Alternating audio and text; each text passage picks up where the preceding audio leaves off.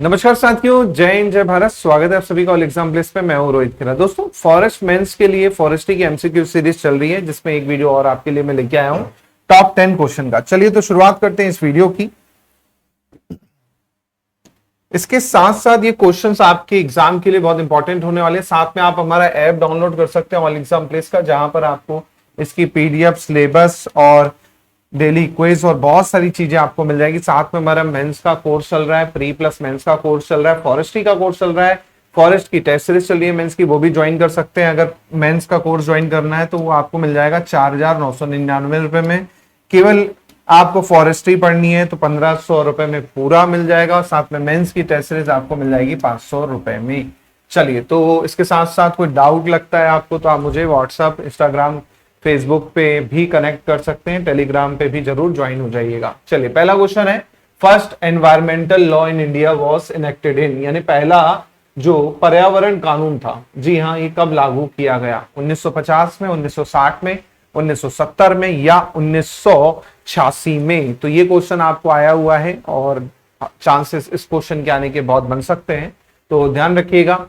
9 जनवरी, जी हाँ, 9 जनवरी 1986, 9 जनवरी 1986 को इसे लागू किया गया था। ठीक है, इसके बारे में कुछ जान लेते हैं। तो 9 जनवरी 1986 को इसको लागू किया गया। इसके साथ साथ आप देखेंगे 19 नवंबर 1986 से ये पूरा का पूरा लागू हो चुका था। इसमें 26 सेक्शन है और 4 चैप्टर है, तो याद रखिएगा 26 सेक्शन है इसके अंदर, 26 सेक्शन, साथ में 4 चैप्टर हैं। तो एक क्वेश्चन आपको डायरेक्ट पूछा जा सकता है, जैसे लास्ट ईयर आपको वाइल्ड लाइफ एक्ट पे पूछा था, तो हो सकता है इस बार इस पे पूछ ले।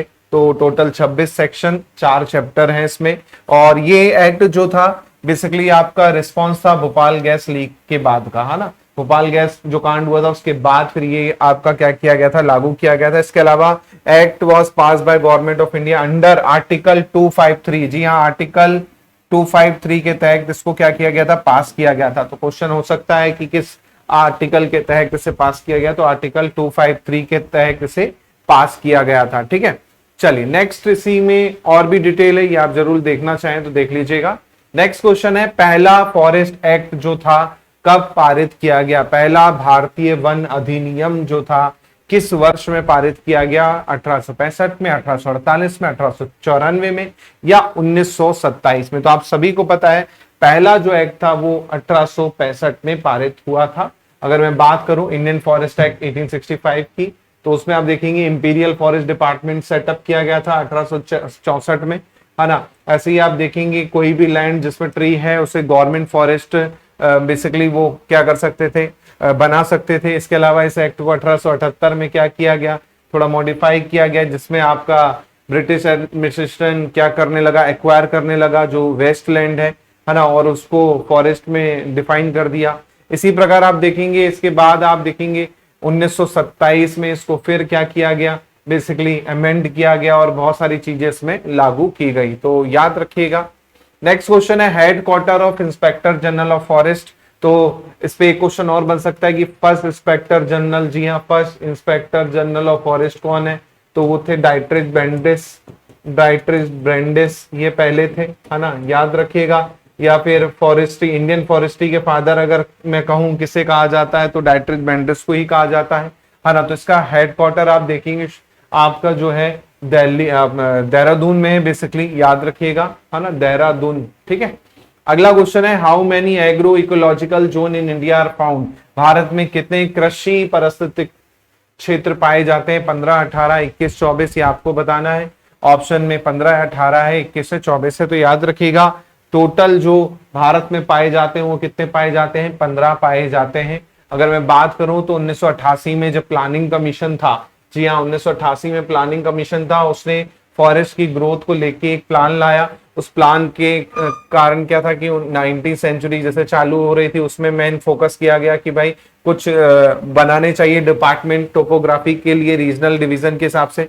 तो उन्होंने क्या किया, 15 एग्रो क्लाइमेट जोन बना दिए। जी हाँ, कितने? 15 एग्रो क्लाइमेट जोन बना दिए। उसको फिर उन्होंने सब डिवाइड कर दिया बेसिकली 73 सब जोन में, 73 सब जोन में। जी हाँ, टोटल आपके 15 जोन और उसको सब डिवाइड करोगे तो आपके 73 जोन। बेसिकली कैसे ये वो किया गया, एक तो आपका ज्योग्राफिकल एरिया कैसा है ना, कैसा एरिया, उस हिसाब से वहां की पॉपुलेशन कितनी है, डेंसिटी कितनी है, वहां की मिट्टी कैसी है, वहां पर फसल कैसी उगती है, उस हिसाब से ये जोन बनाए गए थे, है ना। तो याद रखिएगा 15 जोन, और सब जोन की बात करूं तो 73 सब जोन यहां पर बनाए गए। ठीक है, नेक्स्ट क्वेश्चन है, world world agro forestry centre was initially known as, world agro forestry centre को किस नाम से जाना जाता था? ऑप्शन में NRCAF, ICRAF, ICRISAT, ICARDA। अभी ये क्वेश्चन आपको आया हुआ एग्जाम में, और ये मैंने कल भी आपको पढ़ाया था लास्ट लेक्चर में, वहां पर मैंने आपको बताया था एक संस्था का फुल फॉर्म, साथ में मैंने बताया था कि इसका हेडक्वार्टर कहाँ पे है और ये बेसिकली किस नाम से जानी जाती है। तो वो वर्ल्ड एग्रो फॉरेस्ट्री के नाम से जानी जाती है, वो है आपकी ICRAF। जी हाँ, ICRAF, जिसको अगर मैं बात करूं basically international centre for research in agro forestry, ICRAF। ये बेसिकली कहाँ पे हेडक्वार्टर इसका नैरोबी में है, और 1978 में इसको क्या किया गया था, एस्टेब्लिश किया गया था। तो ये क्वेश्चन आपको बन सकता है, याद रखिएगा, है ना। Nairobi Kenya 1978, world for agro forestry, full form याद रखिएगा ICRAF का। चलिए नेक्स्ट क्वेश्चन है, national research centre for agro forestry. जी हाँ, national research centre for agro forestry, national की बात हो रही है, वर्ल्ड वाली की बात नहीं हो रही, ध्यान रखिएगा। लखनऊ, पटना, कानपुर या झांसी, ऑप्शन में ये आपके दे रखा है ना। तो आप देखेंगे 3 यूपी के दे रखा है, एक बिहार का दे रखा है, तो इसका सही आंसर है झांसी। झांसी में से स्टैब्लिश किया गया था, याद रखिएगा 8 मई 1988 को, 8 मई 1988 को झांसी में स्टैब्लिश किया गया था। और ये किसके अंडर आता है, तो Indian council of agriculture research के अंतर्गत आता है, झांसी में है ये। और इसे कृषि वानिकी के नाम से भी जाना जाता है ना, झांसी में इसे कृषि वानिकी के नाम से भी जाना जाता है। तो इसको भी आप ध्यान रखिएगा, और इसका नाम जो है रिनेम करके क्या किया, ICR का central agro forestry research institute basically आपका ये हो गया है। तो याद रखिएगा central agro forestry research institute, ठीक है, नेशनल से ही आपका ये नाम से जाना जाता है। ठीक है, चलिए नेक्स्ट क्वेश्चन है, the maximum percent of forest cover in relation on total geographical area. Percent wise की बात हो रही है भाई साहब, ध्यान रखो, परसेंट वाइज की। अगर मैं बोलूं एरिया वाइज, अगर मैं कहूं एरिया वाइज, तो आप बोलोगे सर नंबर 1 पे MP, लेकिन यहां पर परसेंट वाइज बात हो रही है भाई साहब। तो आपने कल पढ़ा था और मैंने बताया था जो नॉर्थ ईस्ट के राज्य हैं, है ना, नॉर्थ ईस्ट के राज्य हैं, वही परसेंट में टॉप पे आए हुए हैं। तो ऑप्शन में गोवा, असम, केरला, मिजोरम है। असम नहीं था, जाहिर सी बात है। मिजोरम क्या है, सबसे ज्यादा पे है ना। अगर मैं इसकी बात करूं 2021 की रिपोर्ट के आधार पर, क्योंकि 2023 की रिपोर्ट एंड तक आएगी, है ना, तो 2021 की रिपोर्ट के आधार पर या 19 की रिपोर्ट भी देखोगे तो ज्यादा चेंजेस नहीं होते, है ना। तो उस हिसाब से आप देखेंगे नंबर 1 पे आप देखेंगे मिजोरम 84.53% के साथ में। सेकेंड नंबर पे परसेंट वाइज आता है अरुणाचल प्रदेश, थर्ड नंबर पे आता है मेघालय, फोर्थ नंबर पे मणिपुर, फिफ्थ नंबर पे नागालैंड आता है। और टोटल एरिया की बात करूं तो भैया 3 आपका सबसे नंबर 1 पे मध्य प्रदेश हो जाएगा एरिया वाइज, सेकंड पे आपका अरुणाचल प्रदेश, थर्ड पे छत्तीसगढ़, फोर्थ पे उड़ीसा और 5वें पे आपका महाराष्ट्र आता है। तो ये भी ध्यान रखिएगा, हो सकता है इस पे भी क्वेश्चन आ जाए। टॉप 5 दोनों की याद रखिएगा, ठीक है। नेक्स्ट क्वेश्चन है, नेशनल बांबू मिशन की शुरुआत कब की गई? राष्ट्रीय बांस मिशन की शुरुआत कब की गई? 2000 में, 2002 में, 4 में या 2006 में? अब इस पे क्वेश्चन हो सकता है आपको आ जाए, तो याद रखिएगा 2006-2007 में आपका क्या किया था, ये स्टार्ट किया गया था। और बेसिकली नेशनल बांबू मिशन जो था सेंट्रल के द्वारा पूरा स्पॉन्सर स्कीम थी। जी हाँ, आपके केंद्र सरकार के द्वारा वो थी। और इसका मेन मोटो क्या था कि growth of bamboo sector, bamboo sector को बढ़ावा देना इसका मेन मोटो था। साथ में इसमें काफी जो 4 मेजर एरिया थे बांबू में वो डेवलप किए गए। पहला था रिसर्च डेवलपमेंट करना, प्लांटेशन डेवलपमेंट करना, तीसरा हैंडीक्राफ्ट डेवलपमेंट और चौथा था उसकी मार्केटिंग। आप कई ऐसी जगह एरिया में जाओगे वहां पर आपको बांबू से बनी हुई बोतलें और बाकी चीजें आपको देखने को मिलेंगी, है ना। तो यहाँ पर ये चीज होगी। और साथ में कमर्शलीकरण इसका यहाँ पर आपका हो गया। और ये as a non forest area में भी आप क्या कर सकते हो, लगा सकते थे। इसके अलावा बांबू की अलग अलग वेराइटी, इसके अलावा पेस्ट और डिजीज कंट्रोल, सब इसके अंतर्गत पूरा क्या था, पूरा शामिल था। ठीक है, तो इसको ध्यान रखिएगा।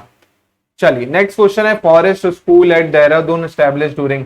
जो देहरादून में फॉरेस्ट स्कूल है वो कब बनाया गया था? 78 में, 1902 में, 1935 में या 1947 में? तो आप याद रखिएगा, फॉरेस्ट स्कूल स्टैब्लिश किया गया था देहरादून में 1878 में, है ना, जिसको हम कहते हैं फॉरेस्ट रिसर्च इंस्टीट्यूट, FRI, है ना, और ये आपका 1878 में। इसके अलावा इसको हम पहले क्या बोलते थे? इंपीरियल फॉरेस्ट रिसर्च इंस्टीट्यूट, बाद में से 1906 में आपका FRI के नाम से जानने लगे, है ना।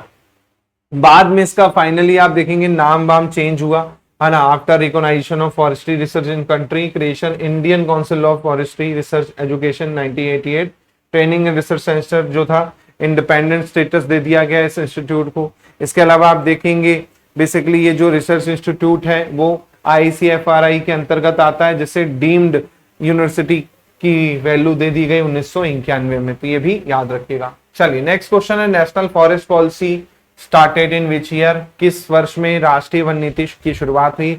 ऑप्शन में 88 है, 98, 2004 है और 2008 है। तो जल्दी से आंसर बता दीजिए कमेंट में। तो इसका सही आंसर है 1988, 1988। अगर इसके बारे में थोड़ा जाने तो आप सभी को पता है भाई, मिनिमम फॉरेस्ट कवर कितना है? 1/3 बोला गया है। 1/3 मतलब 33% आपका फॉरेस्ट कवर होना चाहिए कोई भी जगह पे हो। और वर्तमान रिपोर्ट 2021 के अकॉर्डिंग अगर देखें तो 17 ऐसे यूनियन टेरिटरी और स्टेट हैं जिनका आपका क्या 33% के ऊपर है ना।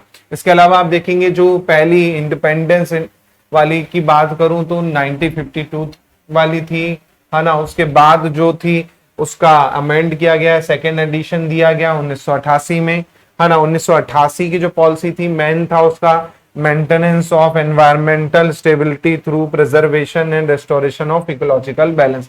ये मेन मोटो था कि भैया जितना हानि हो चुकी है हमारे फॉरेस्ट को, एनवायरमेंट को, उसको कैसे हम प्रिजर्व कर सकते हैं और किसको हम ओवरकम कर सकते हैं। ये मेन मोटो था 1988 का। बाकी इसमें डिटेल में हम पढ़ेंगे तो और ज्यादा चर्चा होगी, बट फिलहाल आज की क्लास में ये कुछ लेक्चर। इसके अलावा आप देखेंगे कुछ इंपॉर्टेंट चीजें मैंने इसमें इंक्लूड की हैं।